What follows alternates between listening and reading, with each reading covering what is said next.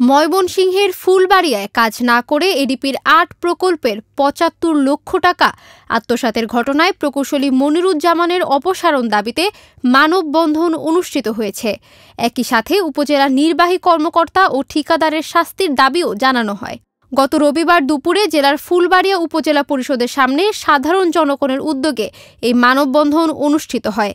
মানববন্ধনে বক্তব্য রাখেন ফুলবাড়িয়া উপজেলা ছাত্রদলের যুগ্ম আহ্বায়ক ইমদাদুল হক মিলন, আবদুল্লাহ, সাবেক ছাত্রনেতা তাইফুর রহমান কাফি, আবু রায়হান খোকা, সন্তোষপুর উচ্চ বিদ্যালয়ের শিক্ষক মনসুর আলী মাস্টার সহ প্রমুখ।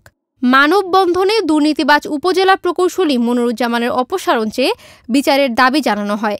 এছাড়াও ঘটনার সাথে জড়িত উপজেলা নির্বাহী কর্মকর্তা কাবেরী জালাল ও ঠিকাদারের বিচারের দাবিও জানান। অন্যথায় বক্তারা আরও কঠোর আন্দোলনের হুঁশিয়ারি দিয়েছেন।